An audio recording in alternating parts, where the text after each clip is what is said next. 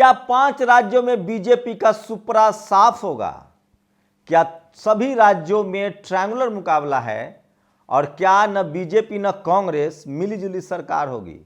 नमस्कार, मैं शंभू कुमार सिंह और आप देख रहे हैं नेशनल दस्तक। ये वीडियो जो आप देख रहे हैं, एक वीडियो देखिए। पहला जो फ्रेम देख रहे हैं, राजस्थान में बीजेपी कार्यकर्ताओं को बंधक बना लिया गांव वालों ने, इस कदर वो बीजेपी से नाराज हैं। मध्य प्रदेश में नरेंद्र सिंह तोमर जो सवर्ण समाज से आते हैं, केंद्रीय कृषि मंत्री हैं, उनके बेटा पर 10,000 करोड़ के लेन देन का आरोप लग रहा है। मीडिया ने जब सवाल पूछा तो गोदी मीडिया को तोमर ने लतिया दिया। आप कल्पना कीजिए कि अगर यहाँ कोई दलित, पिछड़ा, आदिवासी या बहुजन नेता होता तो क्या होता। नीतीश कुमार को कैसे बदनाम किया जा रहा है। किसी की हैसियत है कि चैनल पर एक खबर चला दे?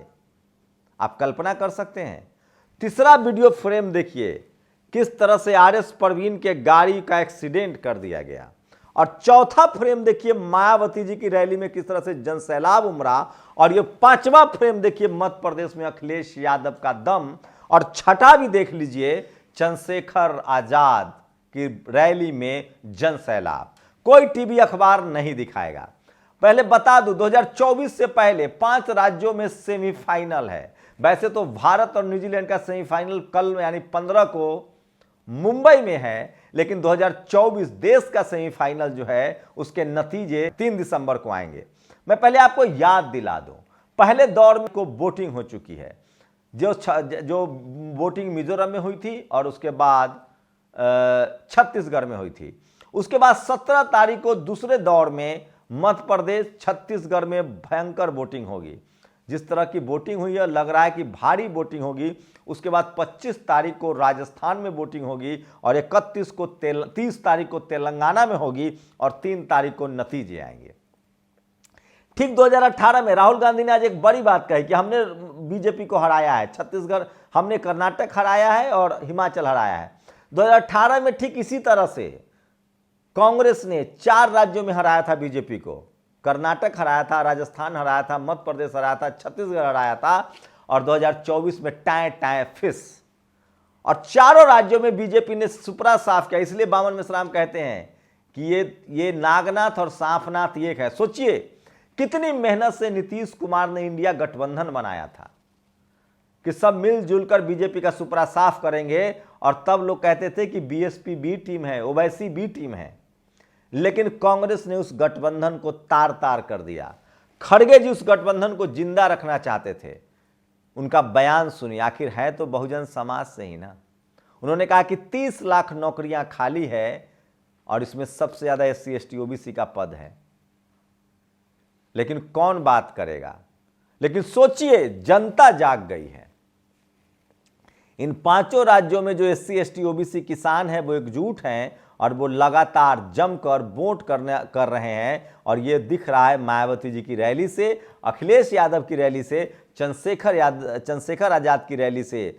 सोचिए, राजस्थान में चंद्रशेखर आजाद और हनुमान बेनीवाल की जोड़ी ने कमाल कर रखा है। वहीं मायावती जी की बीएसपी ने तो पिछली बार 6 सीटें जीते थे, इस बार 1 दर्जन से पार जीतेंगे और सरकार तो इस बार मिलीजुली बनेगी। मध्य प्रदेश में भी यही है। सोचिए, मध्य प्रदेश में भी यही हालत है। आज मुरैना में, भिंड में जिस तरह का जनसैलाब उमड़ा, मीडिया की रिपोर्ट्स की माने तो 70 सीटों पर सपा और बसपा ने हवा खराब कर दी है। और कुछ सीटें चंद्रशेखर आजाद को मिले तो आपको कोई हैरानी नहीं होगी। छत्तीसगढ़ में तो मनुवादी मीडिया बीएसपी के खिलाफ पड़ गए, कह रहे कि बीजेपी से गठबंधन हो गया है। एबीपी न्यूज कह रही है उस पर तो केस दर्ज होना चाहिए। मैं फिर कह रहा हूं, इन तमाम राज्यों में लगातार बहुजन समाज की पार्टियां मजबूत हो रही है। नहीं भरोसा तो अखिलेश का ये तस्वीर देख लीजिए रैली में। अब आते हैं नरेंद्र सिंह तोमर पर। नरेंद्र सिंह तोमर का बेटा जो है वो लगातार विवादों में है।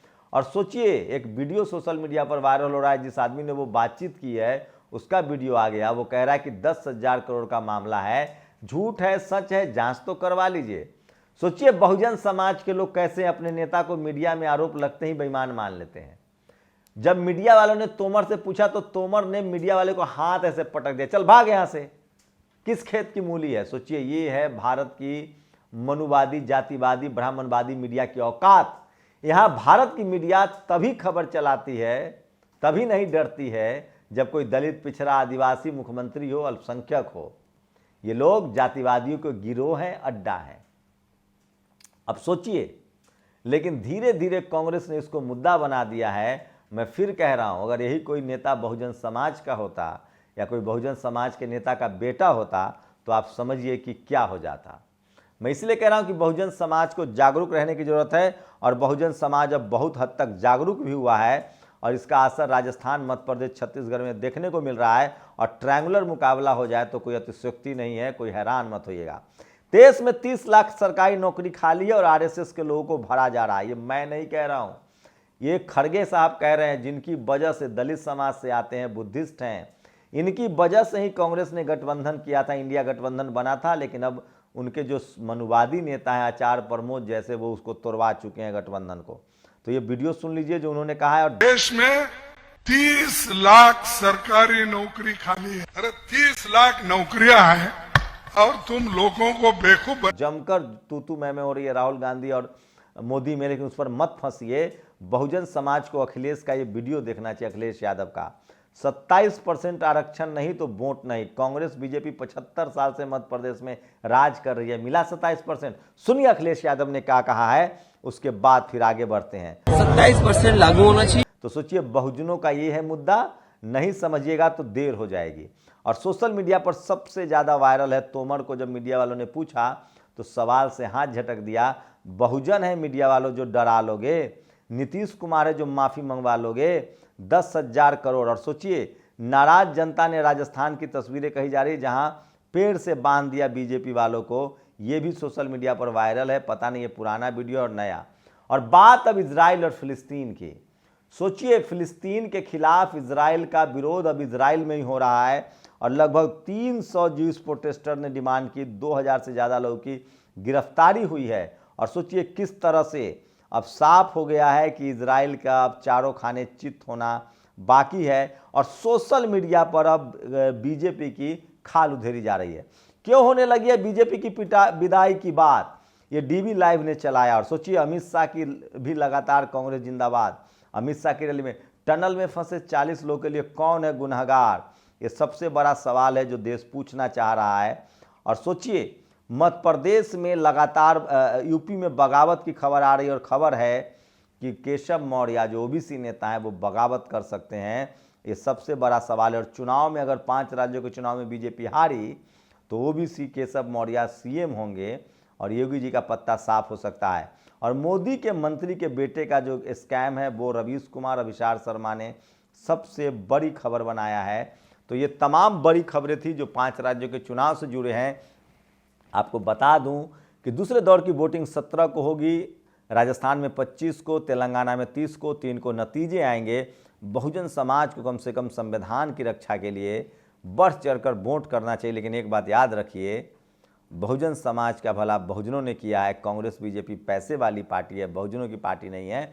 और ये बात धीरे धीरे SC ST OBC के लोग समझ चुके हैं। और इसका नतीजा है कि जहां मिजोरम में आदिवासी समाजों का वर्चस्व है, कब्जा है, हो रहा है, वहीं राजस्थान में हनुमान बेनीवाल, चंद्रशेखर आजाद गठबंधन, BSP का जलवा है। मध्य प्रदेश, छत्तीसगढ़ में अकेले BSP भारी पड़ रही है।